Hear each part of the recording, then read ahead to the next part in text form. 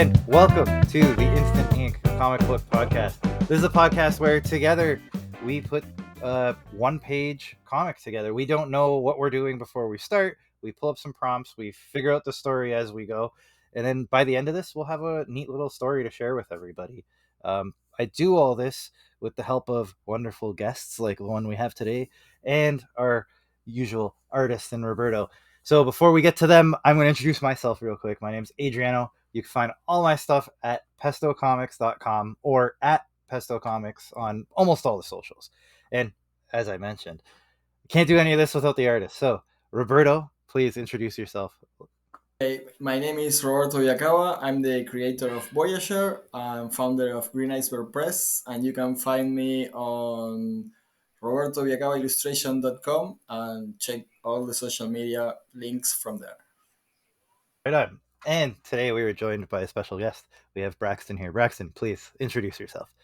Hi, everybody. I'm Braxton Cosby, the CEO of Cosby Media Productions. We're a small press publisher out here in Atlanta, Georgia. We publish over 30 authors with 60 works in ebook, paperback, and audiobook formats. We also have our own comic imprint called Star Child Comics. And we currently have 12 first issue comics with second issue that I just released, which is back in January, which is my new follow up to the Cape, which is the Cape 2, issue 2, the Fabulous Five. So we can talk about all that stuff later on. But thanks for having me on. I'm excited to be here. Absolutely. Yeah, and so we were recommended to have you on by someone who's had a few guests on. Sounds like Atlanta's a hotbed of all kinds of media stuff going on. So it's really cool to have another person from Atlanta on. A lot of stuff coming, man. Great stuff. Right on. All right, so let's get the creativity going. What I'm going to do is I'm going to share my screen. I'm going to ask you to ignore the first prompts that pop up because these are the ones that are already there. We're going to generate some brand new ones. I'll read these out to you. If any of them repeat, I'm going to let you know, and we'll pick some new ones if you can't find any from the ones that we haven't repeated. All right, so what do we got here? I think we're actually, okay, we got one repeat at the end. So we got Mirror, Mirror, write about the most beautiful thing you can imagine. In the shadows, what's lurking just out of your sight. I think we've done that, but we might be able to make something different of it. Silly sports, characters talking about a sport much too seriously. And abandoned beauty, a place that became beautiful because it was abandoned. That last one, Dear Diary, we did, so we'll skip that one. So any of those first four speaking to you? The Abandoned Beauty sounds cool. Let's see where we go with that one. Right on. Do you have an idea that came to mind when you saw that, or does it just sound like a cool idea? Yeah, I kind of do. Yeah. Right on. Okay, cool. So we'll go with that. I'm going to drop my screen, and then Roberto, you could feel free to share yours when you have a second. All right. So let's hear it. What came to mind? I kind of see this mystical kind of world. Almost seems like I see a castle up on the hill with this little girl kind of squatting down, crying as she's holding like a ripped up teddy bear, and this forest kind of in the background. It's dark and grim, and with thorns and all that stuff kind of coming. And of course, there's a couple of eyes in the shadows looking at her as she's holding this ripped up teddy bear. And above, just out of nowhere, is this big, beautiful, kind of glowing air balloon in the background with this person waving. I mean, that's just as crazy as I got it. So it's like almost like she's like in the dark woods or something, and then gets kind of like plucked out of it, and we see the beauty beyond the woods, I guess, right? We just see this big abandoned castle, kind of dark and grim. So we don't know if she came from it, if she's trying to get to it. But in the background, we see that beautiful air balloon that's just kind of glowing with bright light and everything. And somebody's waving like they know who she is. So I don't know. We just kind of run with that. All right. So we don't know if she's lost or yeah, like you said, or if she ran away or what. But there's like the salvation in the end of somebody's there to right on. Okay, cool. I like that. I like it when it kind of comes together, Absolutely. right? Nice. So let's talk about you. So yeah, you mentioned you have like a mini media empire there going on, right? Like, so how does that work? Is it all coming out of like yourself personally, or are you getting other creators in, or how's that all working?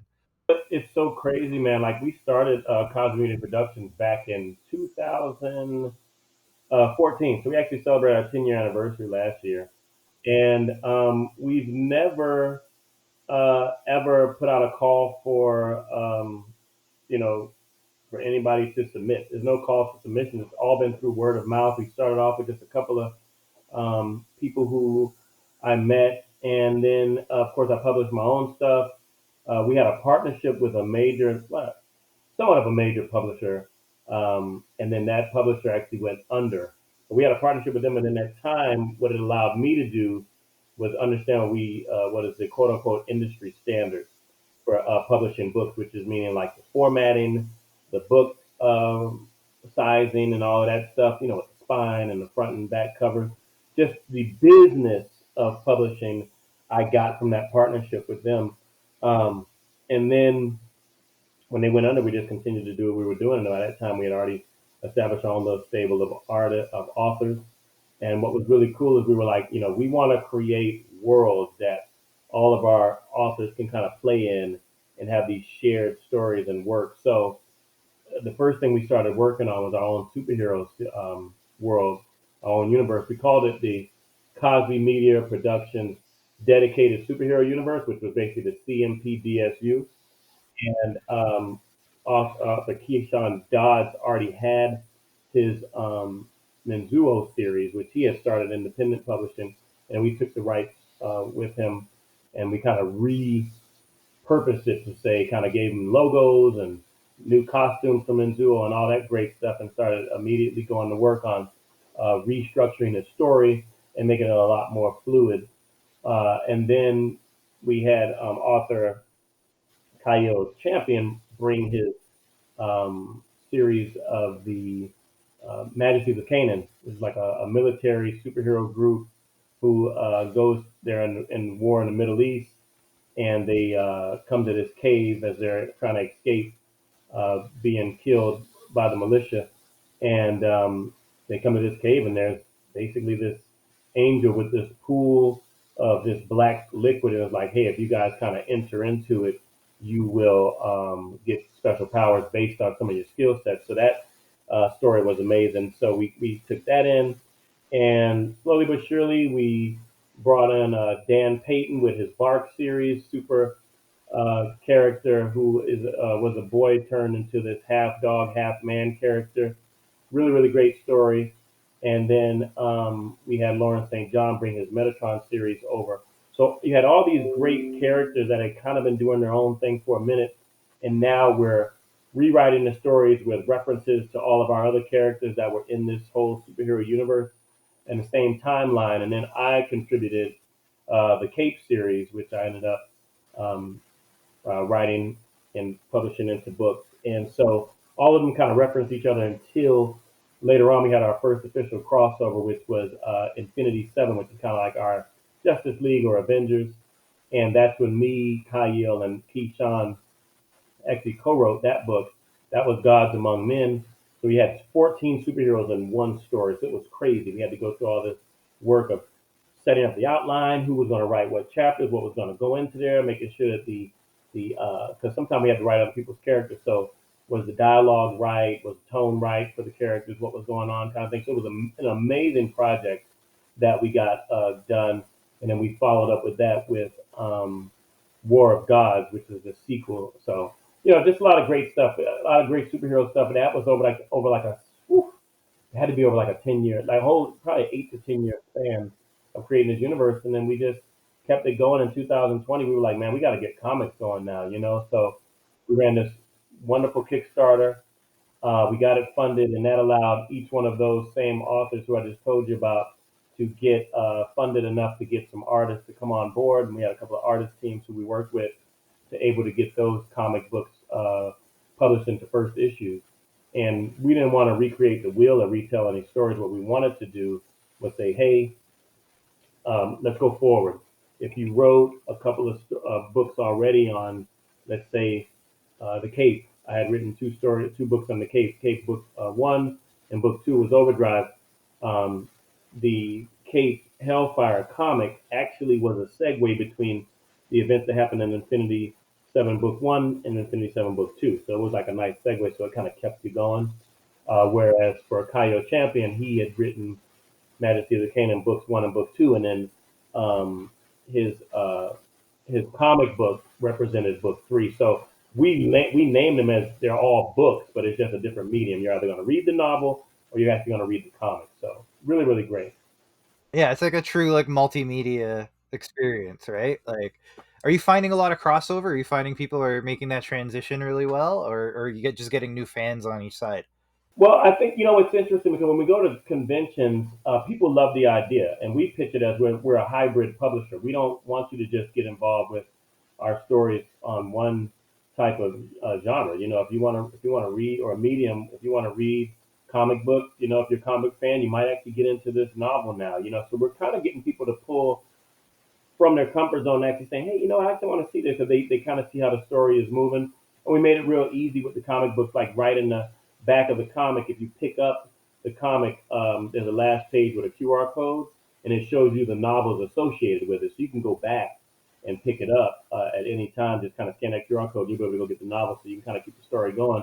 And it was so successful that we started really becoming what we said, a true hybrid publisher.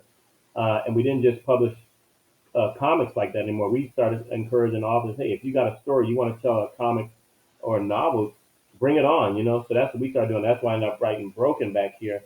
This is Keitha Donovan, and she dystopian kind of world after an all-out nuclear fallout, and people who ingest the plumes and the ashes from the fallout. Some get special abilities. One percenters, they're called alphas, which is what keeps in of getting this extra sensory perception. Or people go crazy and turn into mindless zombies. We call those ashers. And then some people just get really wild and kind of like the whole Mad Max thing. And they kind of plunder the land for resources and kind of just kill you on sight. And they move as kind of like a horde of human beings. And we call those the hoarders. And then also there was just these three conglomerates that kind of came into power, where you have the establishment, who was a military group who basically like saw an opportunity to basically start slavery again, but in a class-based system. If you don't have resources, you don't have, because money means nothing, so people become currency. So they trade people who they enslave as currency. So you basically have these three factions warring against each other: the Ashers, the Hoarders, and the establishment. And then you've got Kisa thrown into the mix as a slave girl who's trying to be a surrogate mother to her little brother Kieran, and trying to figure out where we go from here. How do we stop this? How do we get out? Kind of a thing. So that was book one, and I got really great feedback on that, and it was actually American Legacy Book Award runner up for dystopian fiction, well, a finalist. And I ended up writing the script for the comic book, which is, like I said, it's book two, it's just issue one of the comic. And then that led me into writing the graphic novel, which came out back in January, which is a 56-page graphic novel, which actually continues the story of Keith's journey. So we just want to just keep doing that because it's such a fun way to write as artists, as authors. We love it. It gives us a way to kind of change our, kind of flex our muscles and turn more into like how it is with comics. You become a producer, you become director of photography, you become all those things. And I just love it. And I love the challenge of cramming all that story, three-act structure into one 27-page comic, or even more with the graphic novel. It expanded out to 62 pages. So really, really cool stuff. And we'll just continue to keep pushing it that way. That way people have something different. And it kind of sets us apart from other small press publishers out there. Yeah, of course. You're getting kind of like a breadth of things, and the production. I mean, I guess for prose or for comics, the production is relatively long. But like when you're talking about like films and all that kind of stuff, where you're waiting 2 years in between, and right, like here, it's like it sounds like you got a pretty consistent pipeline that you always have something coming that you're keeping people, you're keeping people fed the whole way through with your whole universe, right? Right. and that's the goal, because we really do a lot of our on the ground kind of selling of our company. We do podcasts like this, but we also do a lot of convention runs, and so we have a lot of returning fans who want to pick up the next thing. What do you got this year? What you got? So every year I'm trying to dedicate myself into having that next iteration, because Broken's probably going to be about a 5 book series. Unless people just clamor for more, I just keep writing more. But I'm trying to change what I'm offering every time. So we go from novel to comic to graphic novel, and the next one's going to be a novella, which kind of expands the world of it again. Right on. Yeah. So you're getting like so much more depth than you would, let's say, with like a 5 issue comic. Like you can get a lot in there, but really, like you're doing novels, novellas, all that kind of stuff. You're really going to be able to flesh out the world where you couldn't otherwise, right?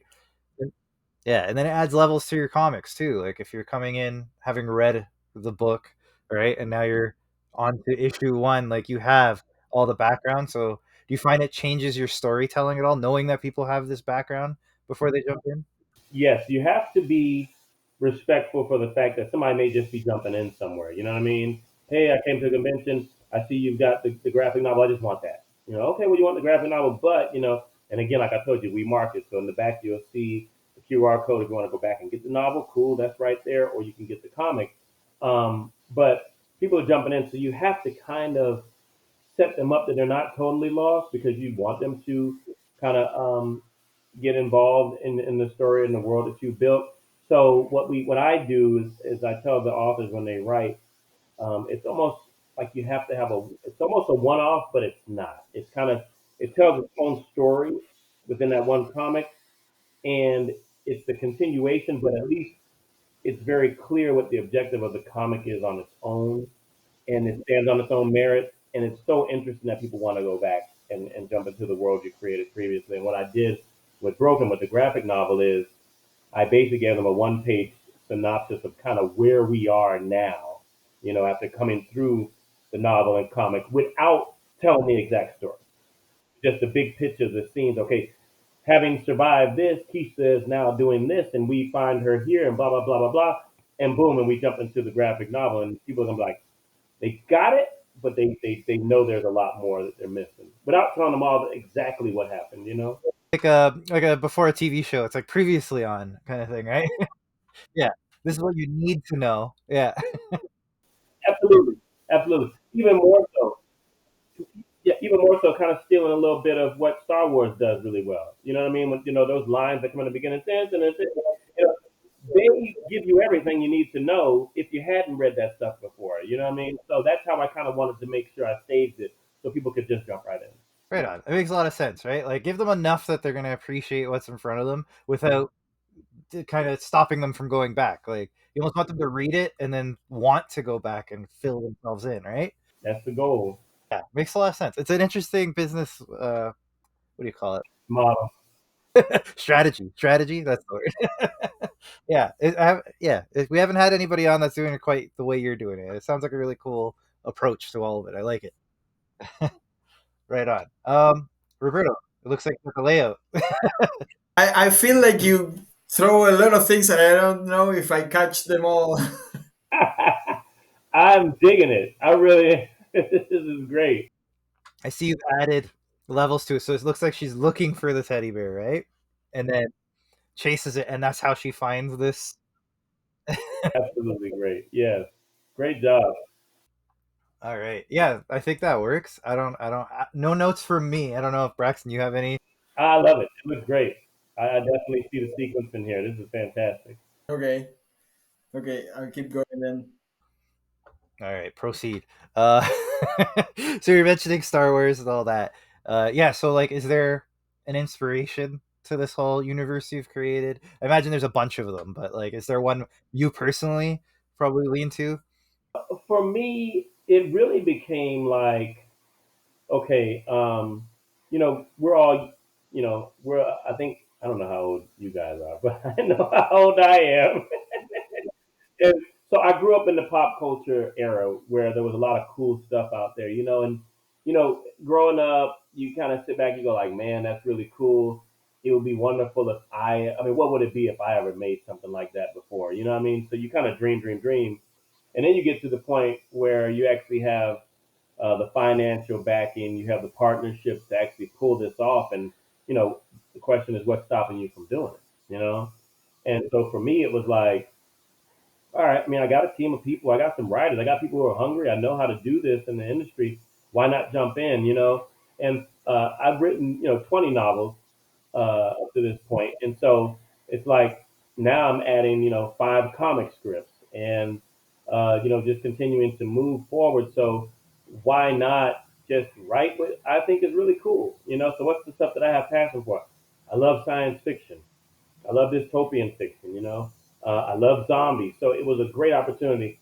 A nice little story behind this one, what's really cool is that when we first started getting Star Child comics off the ground in 2020, people jump in your DMs all the time. You start up a company, and then people are like, hey, I'm a writer, I'm an artist, I'm this, I'm that. But this one guy came to me with this comic book. He was like, I have a full comic about these. It was kind of like a zombie story, but it wasn't, and it was more like this toxic thing. And he was like, I'll send it to you, and you can look at it and tell me if you want to acquire the rights. So I was like, yeah, absolutely. So he sent it like 24 pages. I really liked it. I thought it was cool. And then I was telling him, we kind of do partnerships. We'll market, we'll do this, we'll do that, we'll do all these things, get it out there for you. We'll get it printed and have it available, put it in digital, the whole 9 yards. I told him all of this before we started. And then when he got it out, he decided that he was after I sent him the contract, he said, I'm making demands that I want you to pay me $20,000 Yeah. and I want like 90% royalties for everything you sell. I'm sitting there like, well, what is the benefit of me doing this? And then I just politely told him, no, we're not interested. And in my mind, I'm kind of like heartbroken because I was really, like I said, we had already had the 4 first issue comics for a superhero. So I was looking to add to what we were doing. I remember God was like, look, you're a writer. Just add to what you're doing. And I've ended up writing something much more dynamic, if I do say so myself. No bias or anything. Yeah. And I was like, yeah, I've already started. I had already started Broken. I had already written book 1. I already had the foundation. So I was like, okay, well, we'll just keep it moving. And then so the comic book, the first novel really gets into the world building, the characters, everything. And it really talks more about the establishment and Keisha trying to escape and get out into the land and be on the run and trying to survive. That I really didn't dive into the dynamics of the zombie creatures, which are the Ashers. So I was like, oh man, we got a comic book now. We're gonna show it. We're gonna give you a lot of great zombie action. So it gave me an opportunity to really kind of highlight them in the comic. So I love it. I thought the comic came out great. And then when I came into the graphic novel, there was an opportunity to jump back for a moment and say, okay, we've talked. The hoarders and the establishments are really covered in the novel. You're talking about like a 350-page novel, so there was opportunity to get a lot of that in. And then the comic kind of brought us up on the Ashers. So now in the graphic novel, where do we go? I wanted to really focus on adding another antagonist. It's always fun to do that. This bounty hunter who's been now set out to capture Kisa by the establishment. Really, really great stuff. And then talk about the land. Let's make the land itself, the world, another character. So it gave me a great chance to kind of do that and take my time with the pacing of the story with that 3 act structure set up by highlighting the world around them. So really just helping people dive in a little bit deeper to what the Deadlands looks like in Broken. Yeah, it's it's interesting how like setbacks in that can really end up like making things that much better, right? It's like you really have your mindset on going one direction, that gets closed off, and yeah, now you have like you've expanded it so much just based on right that one misdirection, that one accidental thing, and now yeah, now you have a whole new line built off that. That's amazing. People love Broken. They really do. I mean, it goes and the graphic novel's been doing so well, and people are just like, it was number 1 on Amazon when it was released. As far as new releases and in dystopian fiction. So the Kindle book really just did well. Yeah, and you're finding that so with distribution and that you mentioned you did the Kickstarter for the comics. And so you're on Amazon with all the novels and stuff, I assume. Are you going wide with all of it, or is it strictly Amazon, like Kindle Unlimited kind of thing? It is the we keep things with Kindle, so if people want to pick up the comics, they can get them on digital through the Kindle. But we also have just on our website our own online store. If you want to pick up the physical copies, they call them floppies. I don't know if you guys call them floppies. If you want to pick up the floppies, you can just come to us and we'll get them to you. I'll sign them as the publisher, and just you get them mailed directly to you. So it gives people opportunities who don't come to our convention. That's a clever way of doing it, right? Because I think the big thing with the Kindle side of things too is like for your world it makes sense because you're dragging people from the pros side. Everybody's kind of familiar with KU and how all that works, right? And say, well, here's the comic too, and here's whatever, and everybody's kind of familiar with that. Where if you're just in comics, like there doesn't seem to be that same avenue, right? Like if you throw it up on Kindle, like most like just straight up comics people don't. Ever since Comixology fell apart, I guess, right? Like they don't necessarily go there for comics, even though there's some great stuff on there. Like Scott Snyder spent a year making a bunch of really cool series on there, right? But like, yeah, you just find that once they burnt down Comixology, it kind of wasn't the place to go for comics. But you have a natural like funnel, right? Where it's like, well, you've already read the book, just keep clicking through, and you'll be able to continue. Absolutely, absolutely. Yeah, it makes a lot of sense. So beyond novels and comics, do you have anything else? You going to film? Are you doing animation? What's next? I have anything left in the tank? No. When I first came out writing, man, my first trilogy was a sci-fi young adult romance series called the Star-Crossed Saga, and it was really really well received. Got readers' favorite book of the year for romance sci-fi. Got children's literary classic book of the year for sci-fi young adult, and literary titans book of the month. I got a lot of great feedback on it. So it was really exciting. And then so the series was did well, and I ended up going into screenplay writing. So I adapted it. I adapted my own script, and I entered it in a contest, and it ended up being like a into the quarterfinalist, for script 32. Um, and so I was like, okay, this is actually a little bit of validation that this story has legs. And then at one point, I had talked to some producers and stuff like that. And I was so on fire about doing that and trying to get everything picked up. And that's really how we kind of modeled our business with Cosby Media Productions was we take stories that we feel have legs to be something else other than just a novel. If I read the synopsis, the first three chapters, and I'm like, okay, I could see this as a limited series. I could see it as a movie. I could see it as a series on like one of the streaming platforms. Then we take it because then there's opportunity. If it just takes off and does well, then you might be able to get it out there and picked up.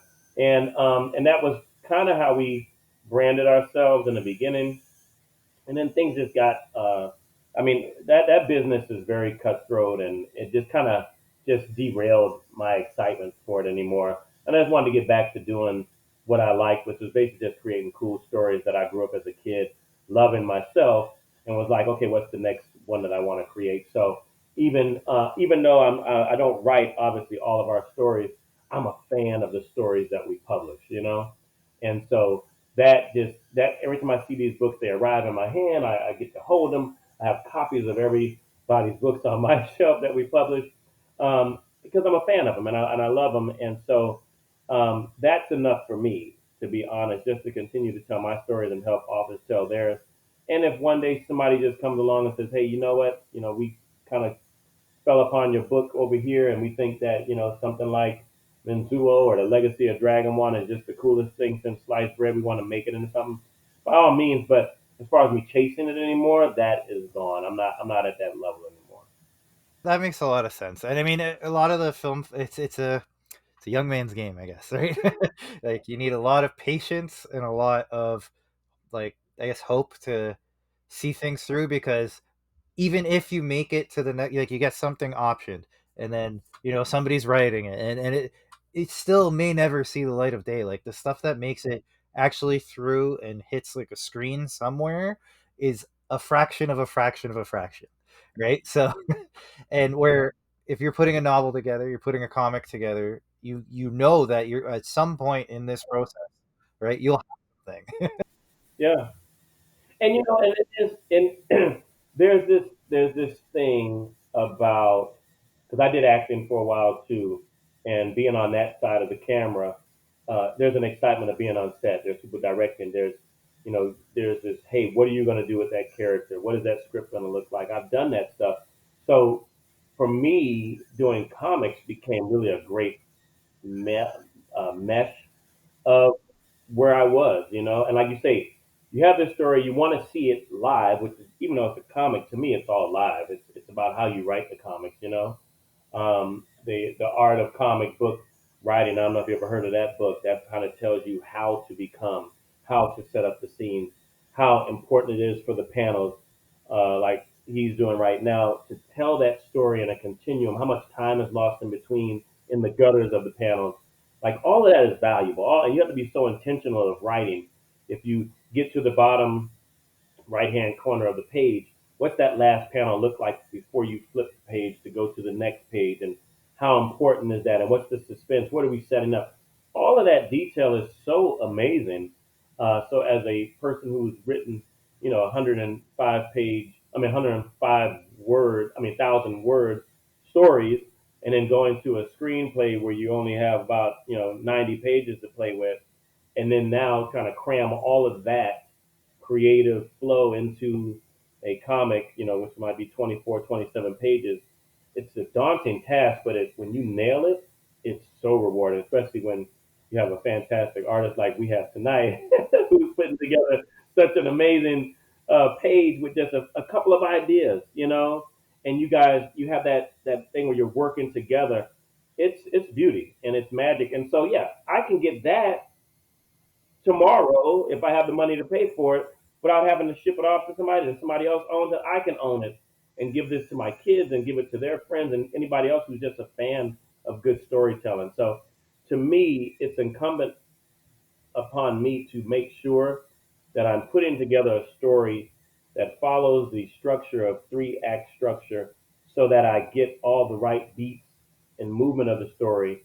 Because I feel the responsibility, as much as I have um, I've been tasked with the calling of writing the good story. I also have the responsibility of making sure that it's done the right way, so that when people pick up my story and they read it, they're like, "Man, that was really great." I didn't know why it was so good, but I know all the tools that needed to be in place to make sure that it's a great experience and there's a complete story when they get through with that comic. They're thinking about the next one. Yeah, for sure. And it's like there's a skill to all of it, right? Like, and there's a skill to film, there's a skill to novels, there's a skill to comics. But the difference with the collaboration you get in both writing like prose novels, that kind of stuff, and comics, and the collaboration you get in film seems to be very different, because on the written side of things, it's almost like you're all just kind of working towards telling the story, right? Like the artist's bringing something different to kind of elevate what you're working on, where I find in film, because it may just be that there's so many people involved, like it's a collaboration, but everybody kind of has their own goal and their own like agenda to get through, right?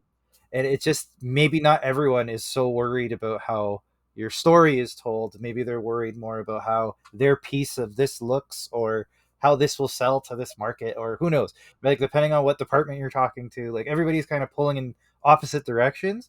Where if you're writing a novel and you're working with your editor just wants to make you sound good, right? If you're working with an artist, they just want to be able to take your words and make sense of what you've told them, right? Like your script is a conversation with the artist, um, right? Where film, it's your screenplay is a pitch document for the director to then do what they will with it, right? And then director of photography is going to make it look however they feel is appropriate, right? So everybody's kind of pulling their own way. Where, yeah, with these mediums, you're getting a little more of a unified vision. Like everybody's looking at the same target, right? And you don't necessarily get that on the film side. So totally get, like, yeah, leaning in that direction and going that way for sure. and ownership, right? I mean, at the end of the day, we own everything. All of it is ours, and so it's just nice to know that we don't owe anybody anything. We've paid all our dues. The artists have been paid, and everybody gets their royalties where it's due. And so I always say that the best films that you find nowadays, it's probably the writer is the director. So nothing's lost in translation. There's not, because I'm sure a lot of people have written these fantastic screenplays and scripts, and then somebody gets it and just goes wild. And it's like, what was that? I didn't write that. And so it's nice being on this side of it where I can write the script, give it off to the artist, and then they can give me a test page and be like, hey, what do you think we're kind of going in the right way when they give you the pencils? And you're like, oh, can we change this a little bit? And they change it, and then the inks come in, and then you get the colorists to come in and do their thing. So it's great to have a good couple of teams, which is what we have, who kind of specialize in certain type of artistry. So it's just, you know, I'm just amazed every time I get something back from these guys. I'm just so excited and can't wait to print it as soon as Oh yeah. It's the best feeling getting those emails in, like, "Hey, here's the next few pages." It's like, "Oh, oh man, I just wrote down some words and you got that? Cool." Right? So yeah, it's a great feeling. But like so from your perspective, like you're building these universes together and that like how do you kind of deliver that message to make sure everybody's because now you're dealing with other people who've created their own properties, right? They all have their own, so not so dissimilar to the film thing, but you guys are all trying to make like one universe together. How do you make sure you guys are all steering in the same direction? we just have conversations. When it comes to the superhero universe, it's conversations. It's like, hey, what do you see you want to do? What is your character doing? How do you want to see this? And I think everybody just wants to have a fantastic project put together. So then it becomes that, and then some of these separate things. Like we have a couple of universes that at any time we can kind of mesh them together. Author Daniel Payton has his Earth's Last Starfleet. Uh, Earth Slash Starship was the first book, and then Earth Slash Starfleet was the second book in his sci-fi series. Ended up being a duology, and at any one time, because they're all in the same, obviously space and time is relative, right? So at any one time, we can combine that with what I did with the Star-Crossed Saga, because it's all in Proxima Centauri, relatively close constellation galaxy with the Milky Way. So at any time, there can be something that can happen. So it just matters just having a dialogue. Hey, you want to do something fun? What I did with the Star-Crossed Saga is book 3, which was Solstice. I introduced this really cool bounty hunter named Steel Rain, who was kind of, we have guilds in my universe, almost like you have like the Dungeons and Dragons stuff. So there's a spy guild, there's a bounty hunter guild, there's everything that you have, And so you have to join the guild and you have to pay the dues and you have to go on missions and things like that. And so Steel Rain, by the time we get him, was kind of on the run, just trying to make the money the best way he can. And so he was tasked with protecting the king, who was trying to escape the Dagmas clan. And when I introduced the character, I just kind of fell in love with him myself. And then people who also read the story liked him. And it was like, well, where did he come from? Can we give him an origin story? Can we tell his story? And so that's where I ended up going, and I wrote Steel Rain's story, Flight of the Starship Concorde. And so his novel came out, and I called it the fulcrum to where I'm going next in my story, is that it's this little piece that links the trilogy of the Star-Crossed Saga with what I have going on with the Proxima Centauri uh, series that I'm currently creating, where there'll be a series of 5 novels that will continue to expand on the world that I created with Prince William and the planet of Fabricius and things like that. But I also, when I kind of dropped it in with that story, there was a little bit of a time window to talk about Steel Rain leading up to the Bounty Hunter book, and that's why I came up with the comic, which was I'll show it to you guys here. This was Steel Rain pre-flight. So basically, this is the prequel, and it leads you into the novel. And so pre-flight was it was illustrated by Daniel Mack, very very talented artist who I love working with. And I'm already working on the script for the second issue of this one, which will then jump on the, it'll basically bookend. This will be the comic, then you'll have Still Rain novels, then you'll have another comic, which will bookend that, which will really lead us into the Proxima Centauri series of novels in there. So, yeah, I mean, and I have this fabulous colorist that I work with named Julio Rojas Caballero. I have to shout him out because he's done a lot of the colors and things like that.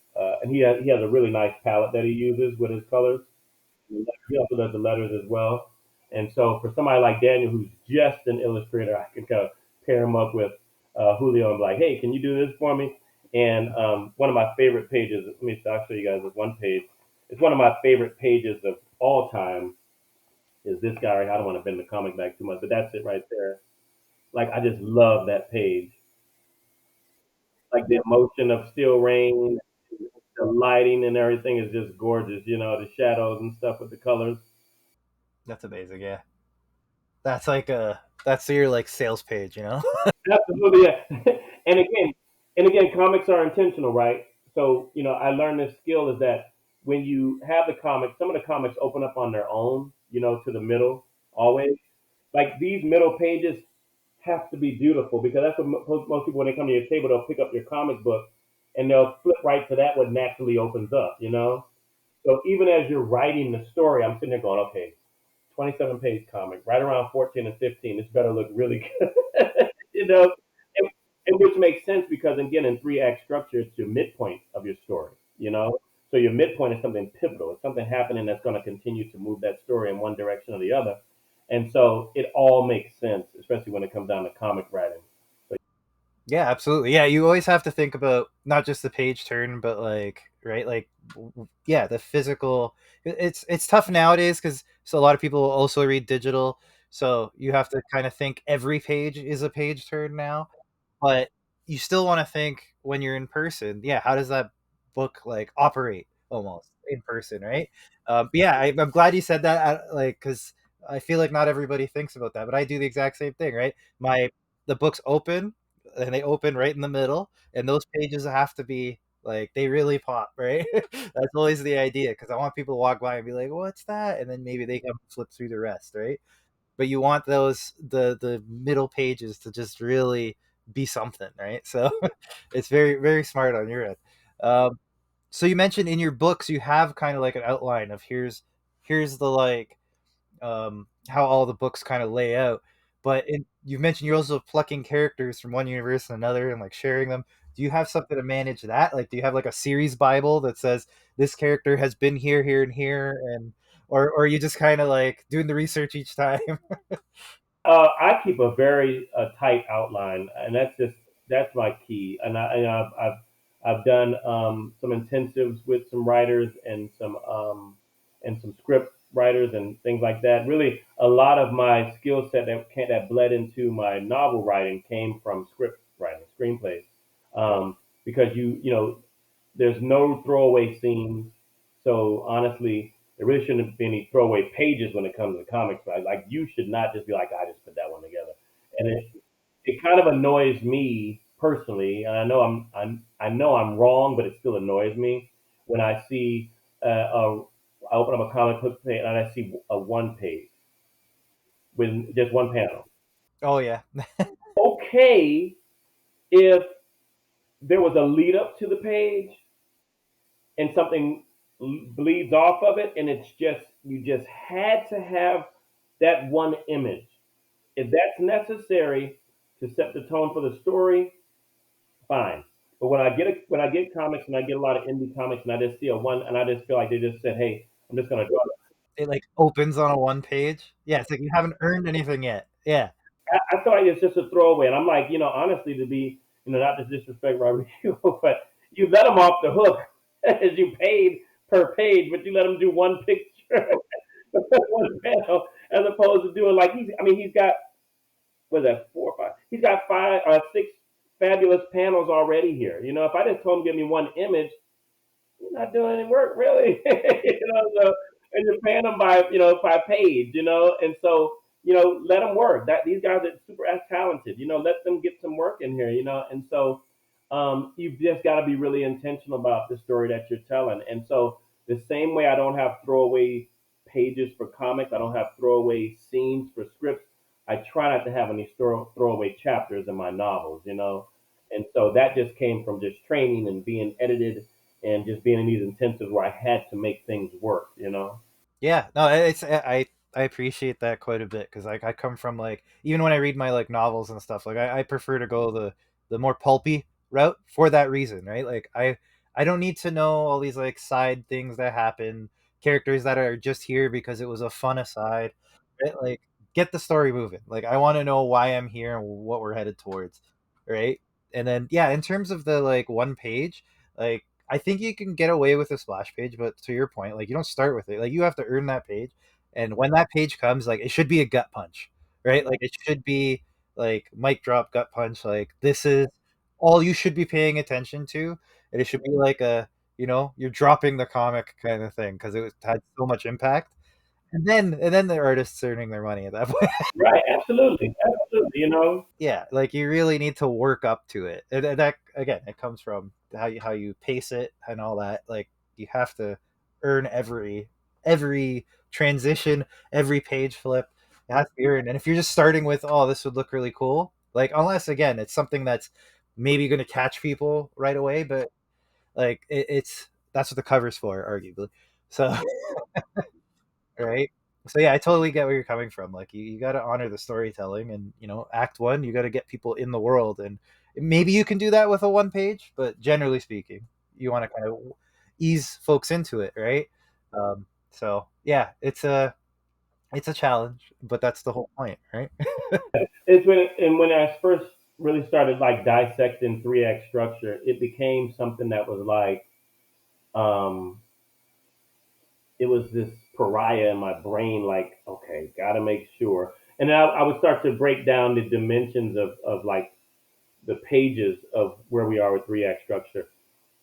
And in a script, it's easy. You're on 90 minute a page. You're on 90 pages, and maybe the first third is your act one, and the middle is act two, and then you can close up with act three towards the last maybe quarter of it. So it's very easy to do it when you're writing a script. When it comes to comics, you really got to do the math.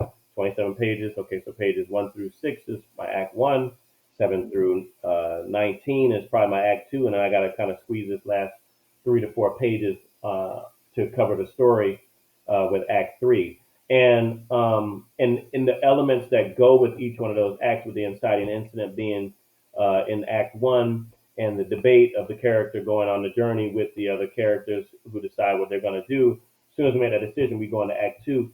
Now I have a new set of pacing that needs to happen in Act Two, and these highs and lows where the character makes a decision and it's a fail, but it's a re kind of retool and try something else, and you've got it. Now you can't get that many ups and downs in a comic because you get 6 7 panels, but you're also losing space. Maybe one of two of those, and I get to midpoint. And like in Steel Rain, it was like this big pivotal point where they thought they had achieved it, and it was like no, and then he had to fall back on the idea he didn't want to go initially with in order to move forward. And he was like, look, I know a guy. I don't want to go down this road, but now we're so jammed and I can't get it done that will do it. And so the tone flip is just there, and people can continue to ride the story like, oh man, this is something Steel Rain didn't want to do, and now he's doing. Oh, this is getting good, kind of a thing. And then they'll kind of go with you. You pull them along that journey in that story really, and it fits really well. So, like I said, I just love good stories. I look at things that have good stories. I read things that are good stories, and I just want to see what people just do with the concept. If I have somebody says, "Oh, this book is really good," I say, "What's the concept?" And they'll pitch it to me. I'm like, "Okay, I want to see what they do with that." Then I'll watch it or I'll read it.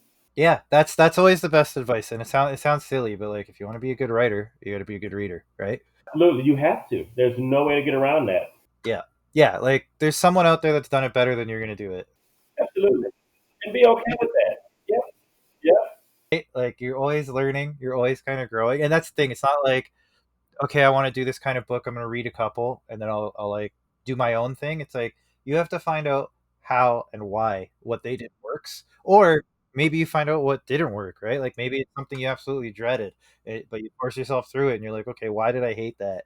And you can steer away from it, right? But it's not reading like you're reading for fun, absolutely, but as a writer you should be reading to kind of build your vocabulary, not just in literal vocabulary but like storytelling and all this stuff. So yeah, you should be reading everything all the time, even if it, especially actually if it's something you're not interested in, right? You're not a romance person, go pick up some romance books and devour them, right? Right, you have to. And I think to your point, it's like you can only get good at something that you practice, and it's not just you actually. It's not the output; it's the actual input as well. You know, you've got to get the information. I coach track and field, at my daughter's school, and it's like I have to see what is out there, who's doing what now, in order to continue to get my kids better. So I have to see what's out. I have to ingest that training so I can try to try it with my kids and see if it's effective. So the same thing with writing. You've got to just continue to just digest stories that you can put into yours. And again, my philosophy is look at a good story that is out there that's similar to what you like, and then try to come up with it was good, but what if they had done this kind of a thing? And then take that what if and put it in your story, you know? And you get something really, really nice when you do that because then you get these huge set pieces and there's opportunity to just continue to create something that's original. And I think that when you do that, like I write for me. I remember Quentin Tarantino. I saw him do a thing on Instagram. He was talking to somebody. It was like, "Do you look at your own movies?" He was like, "Yeah." "Oh, do you have a favorite one?" And he's like, "Yeah, it was Once Upon a Time in Hollywood. I love that movie." And so it's like, he has to be you have to be a fan. He said, "I write movies for me. I write them so that I like them. If I like them, I'm good. If nobody else likes it, who cares?" And it sounds crazy, but it's true. You have to really like what you do. Because I don't think that, I mean, unless you're Quentin Tarantino's in a fantastic space in that he can go and he can write a 3 hour movie and somebody's going to produce it. But it didn't always start out that way. You know what I mean? Like they want a new up and coming person. You got 90 pages to sell. This is an hour and a half movie. We don't know who you are. We're not gonna put all that money and budget into you being 3 hours in here. I mean, because essentially that's 180 pages of a script. We're not reading that. And so he has the luxury that he can actually, and he can take his time. Like he can have these long instances of character development that seem like it's going absolutely nowhere. But because Quentin Tarantino movies, you can sit back and go, I know he's gonna bring this around somewhere. Like you can patiently wait on it. But if you're reading mine and I'm doing that, they're like, man, this guy's taking way too long with this scene. And I'm gonna pay for it in some way. So he can do that. So the thing is, but he's writing for himself. So that's what I do. I write the next story that I have. I have to love my next story. I have to love my next book. It has to be my next favorite thing. I don't put it out if it's not. And to me it's tough to do because I do fall in love with my books and my characters. So when I finally got Broken done, I was like, "Oh, I really like this one. This is great." And it became my next favorite book, and it's got some great reviews on it. So apparently other people like it as well. And I think if you do that, you don't lose. If you only sell one copy of it, but it was your favorite story, it is what it is. I tell writers all the time. I do these panels, these conventions where I'm talking about story and 3 act structure and transcribing novels to comics and vice versa. And I tell them, I say, make sure you get an outline because I don't want you just writing into thin air where I'm going to write this tonight. You have to have an objective. You got to have something has to be your guiding force that gets you through the story from beginning to end. So that outline is your spine of your book. And you need that. You can't go anywhere without that. And once you're done with it, you should be able to look at it and go, I see all the intention, I see everything I need. And there's a lot of rules with writing. There's a lot of you need to do this, you need to have this by this page, and I get that. I think it's very difficult to cover all of it all the time, and that's where you can just kind of flow a little bit and just make it your own and say, yeah, I know I was probably supposed to do this here, but I decided to go this because the characters kind of drove me to tell the story this way, and that's fine too. And like I say, you don't have a lot of room to create. Now, a novel, you can write 1,000-page novel if you want. You got all the time in the world. Um, but when you're trying to write a screenplay, it's got to be real directed, intentional, and you've got to hit all those beats perfectly to keep the person who is actually reading your script to see if they want to sell it, it has to be intentional. It has to be right there. It has to hit all those switches exactly when, and you just hope that you get somebody to fall in love with it by then.